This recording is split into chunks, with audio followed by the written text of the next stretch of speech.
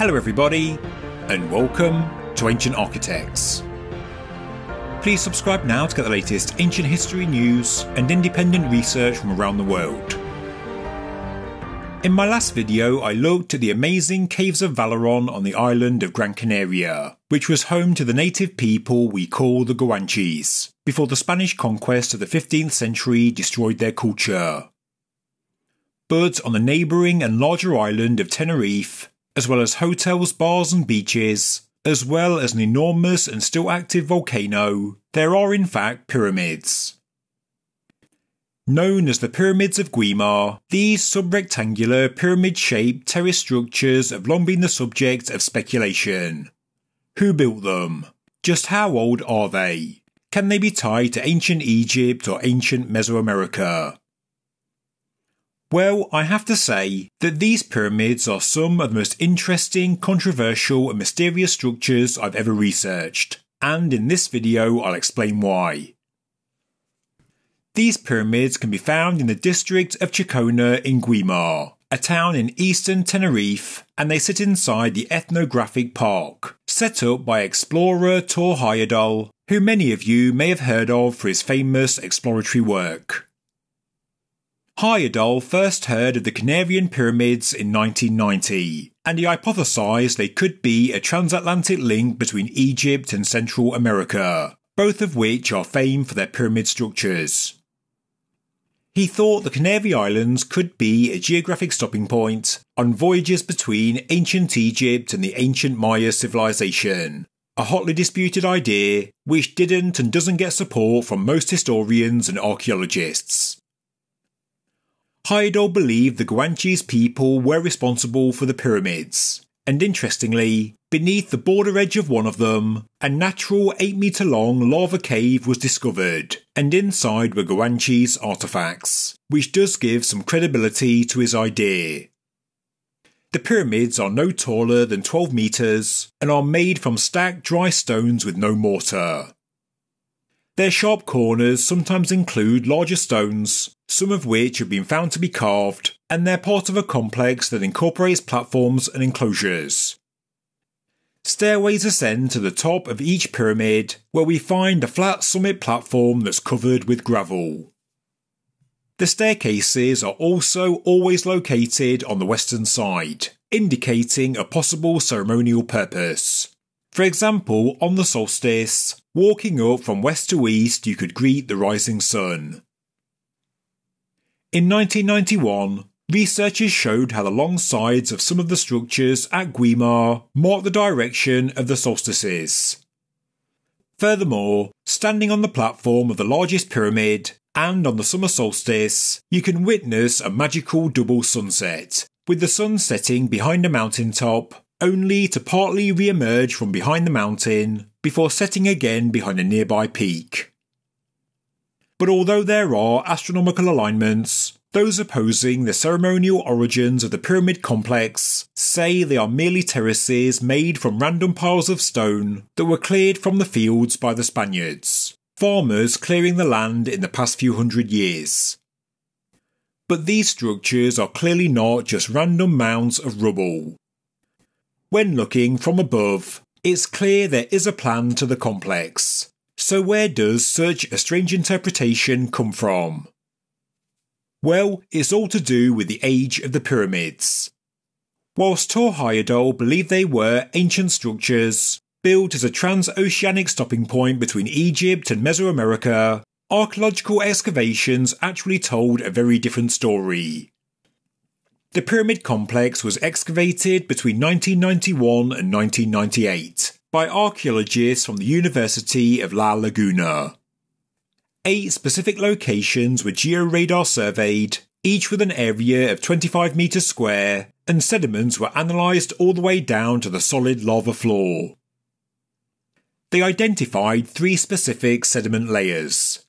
The top one was 20 centimetres thick, and it dated to the second half of the 20th century, making it the modern topsoil. Beneath it was a layer that measured around 25 centimetres thick, and this dated to the 19th and 20th centuries. Beneath this layer was one that ranged in thickness from 25 to 150 centimetres, and it was composed of small volcanic rocks, likely put in place to level the uneven bedrock below, making a foundation. This layer also contained a number of small pottery shards, some of which were local but some imported, but interestingly, all of the pottery collected only dated to the 19th century. The archaeologists stated that the pyramids stand stratigraphically directly on top of the bottom layer, and so the earliest date of construction for the Pyramids of Guimar is no earlier than the 1800s.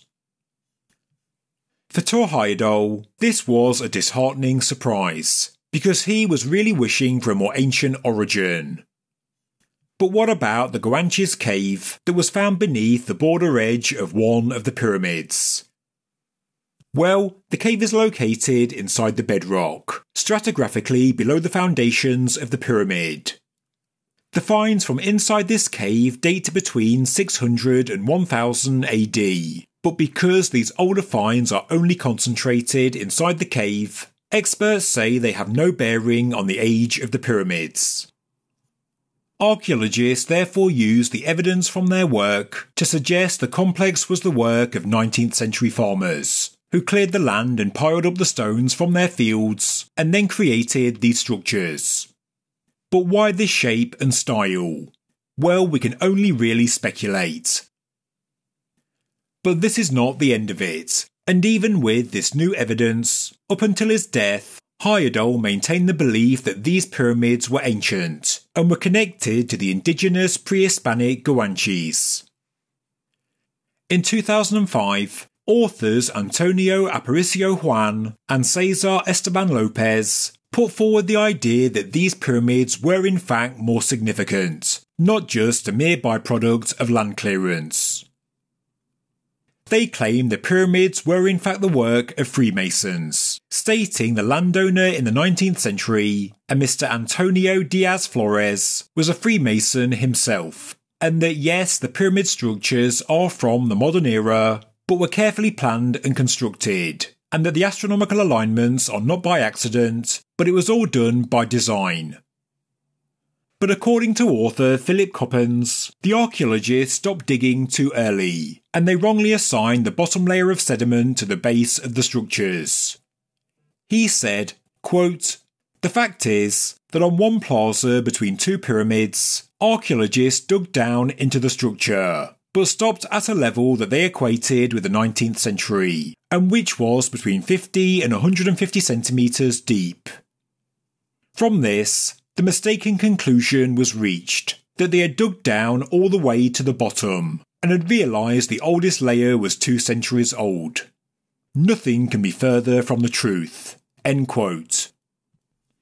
He also questioned the so-called coincidence that the pyramid complex was built over an 8-metre-long Guanches cave, and he firmly believed the pyramids and the cave were connected, that this was all done by design. He used evidence from a Spanish chronicle that was written in 1632 by Fray Juan de Abre Galindo, who wrote about one Guanches practice, saying, quote, "They used to put plenty of stones together in a pyramidal heap, which they would build as high as the loose stones would permit them.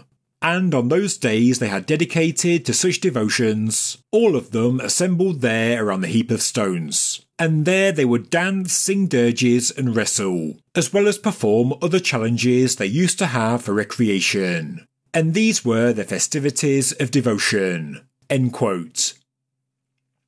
In addition to this, writing about the Guanches in 1594, Leonardo Torriani wrote, quote, "The nobles also used another method of burial, underground, which was done under a pit among the burned volcanic stones. With the longest ones they formed a pyramid on top of the body, always taking care to extend the corpse in a northerly direction. Then they filled the entire surrounding area with small stones until the entire mound was covered." End quote. Whether these quotes actually describe the pyramids we see at Guimar is unknown, and detractors say they don't, and that the quotes are taken out of context.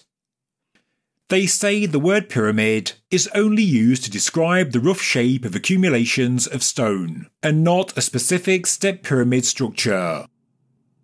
Furthermore, since the Spanish conquest, so many people have written descriptions about the Canary Islands, and nobody else ever mentioned seeing pyramids, which is quite peculiar because the monuments are quite iconic.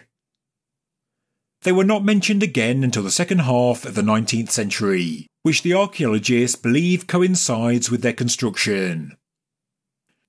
But researcher Steve Andrews added more evidence, because he highlighted the fact there are several more pyramids on the northern side of Tenerife, on the farmland of La Suerte in the village of San Marcos, in Santa Barbara in La Mancha and Santo Domingo, all of which are close to Icod de los Vinos. We know that this specific area was important to the indigenous Guanches, with Icod being one of the largest settlements when the Europeans arrived. It was also home to an ancient dragon tree, 17 metres high and with a diameter of 6 metres, which was apparently where the Guanche kings or leaders gathered. The pyramids in this part of Tenerife are not as well preserved, are rarely mentioned and are just about always overlooked. Today they are also apparently unprotected. The pyramid at La Suerte is probably the best preserved, as it still has sharp corners, and one of the exposed sides suggests there could have been a cave entrance, like what we see at the Guimar complex. The complex at Santa Barbara has a few partially destroyed pyramids, but a couple of them are in a better state. A modern road was also constructed through one. One of the pyramids also has 5 sides. The pyramids at both Santa Barbara and San Marcos look out to both Mount Teide and also the sea, and some believe that this is by design, platforms from which you can view the elements of fire and water. There are also local stories of more pyramids on the islands, but these have long been destroyed with modern building and development works. There is also the belief that some pyramids are now overgrown and are mistaken for natural hills. I'm yet to see any critique of Andrew's work, but we know for a fact there are more pyramids on the island, as shown by the Institutum Canarium, a society that researches the cultural history of the Canary Islands. This means that the Pyramids of Guimar are not an isolated site, but it's actually one of many, which indicates a culture of pyramid building on the island. Information is still severely lacking, but I've now also read there are pyramids in Gran Canaria, in Lanzarote, and there are also a number on La Palma. In total, around 50 pyramids have now been identified on the Canary Islands. 50. I'll do a separate video on the La Palma pyramids, as there is a lot to say and show. But all I want to do for now is highlight just how widespread pyramid building was on the Canary Islands. So, are we to believe that farmers on 4 islands all decided to do the same thing at the same time? To clear the land, gather the stones, and then expend so much time and energy to build elaborate step pyramid complexes in the 19th century? According to a fantastic document produced by Hans Joachim Ulbrich of the Institutum Canarium, in Andalusia where so many Canarians originate, these type of large, accurately built step pyramid complexes are unknown. This is also apparently the case on the entire Iberian Peninsula. The Canarians that originated from Portugal also didn't have this technique back home. Ulbrich says there are no parallels in Western Europe, and that, in Spain, a pile of fieldstones is rarely higher than 2 metres. Ulbrich also asks many more questions and presents even more mystery. As you can see, the architecture is sub-rectangular. There are no perfect rectangles. It's a strange and unique style, and if it was brought to the islands sometime after the Spanish conquest, we have no idea where from. Furthermore, if it was a common Spanish custom, why did it only appear on some islands and not others? Then he asks, In the 19th century, would farming families really have the inclination, the time and the manpower to do this work? Why would they bother? Farming's not exactly a job that gives you a lot of free time, and so how and why would you build such well-designed and elaborate structures? The complex at Guimar is big, and a great deal of stone was required. So much so that it all could not have come from the immediate surroundings, and a lot of it must have been brought from much further afield. The whole project would have surely taken years and years, so why go to so much effort? Were such pyramid structures even necessary in an agricultural setting? Why not use the fieldstones to make dry stone walls, or structures to keep animals, crops and tools inside? Why create such perfectly level plazas and associated elaborate pyramids? The list of questions goes on, but the why seems to be the most pressing. Why bother? For balance, some researchers have given an answer. After clearing the fields of rocks and stones, some claim the farmers used them to create designated areas for trees and plants that could thrive in stony soils, such as prickly pear trees, fig trees, vineyards, and so on. The idea is that these are still agricultural structures, but just with a different purpose. So, do we think this is all feasible? Or should we be questioning the dating, the conclusions and interpretations of the archaeologists? Instead of the work of farmers, does it make more sense that these were in fact culturally significant, maybe ceremonial monuments with astronomy in mind, not built by modern Spanish settlers, but by the pre-Hispanic natives? If they do predate the Spanish conquest, and they did originate with the Guanches, they could be more than 2,000 years old, with the first human settlers arriving in the Canary Islands sometime in the first millennium BC. To this day, very little work has been done on the Canarian pyramids, especially the ones in the north of the island. So, what needs to happen now? Well, firstly, I'm going to try and track down the archaeological reports from the Pyramids of Guimar, and give my own balanced and unbiased assessment and present my findings on this channel. I will also look into the writings of Philip Coppens and try and understand why he disagrees with the conclusions of the archaeologists. I also want to look at similar structures on the island of Sicily, on the slopes of the Mount Etna volcano. These are almost identical structures to those found in the Canary Islands, and they also have a similar interpretation. Historic structures built by farmers but not ancient, and used in a rural setting. But relatively speaking, hardly any real work has been done, and some believe the Sicilian pyramids do have an ancient origin. Archaeologist Nancy K. Sanders thought they were the work of the seafaring Shekelesh people, maybe in the 2nd millennium BC, believing that these people may have also reached the Canary Islands and built identical structures in both places. So is this idea credible? Right now, I don't know. There is a lot of information and also disinformation to wade through, so I do have to do a lot of research, but of course I can only do so much. I do think we should also excavate, evaluate and date the other pyramid sites on Tenerife, as well as La Palma, Gran Canaria and Lanzarote. It's work that's certainly worth doing, especially as more than 50 pyramids have now been identified.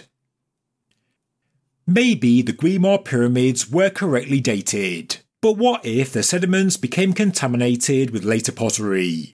What if the 19th century farmers dug down into the soils, maybe in trying to take apart the complex?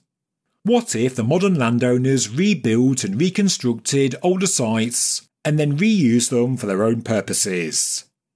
What if Philip Coppens is correct and the basal soil was not reached by the archaeologists? More excavation work across multiple sites is required, and we need to collate a robust database of information on the Canarian pyramids, and then we can truly get to the bottom of this mystery. I have to say, I am surprised that this hasn't been done already, because it would be another way to boost tourism. They already attract beachgoers and geology enthusiasts, but there is also a real opportunity to attract those interested in history. The Canarian pyramids have now been known about for decades, but it seems the mystery lives on. But I do think it's a mystery we can solve. Thank you very much for watching this episode of Ancient Architects. If you enjoyed the video, please subscribe to the channel, please like the video, and please leave a comment below. Thank you very much.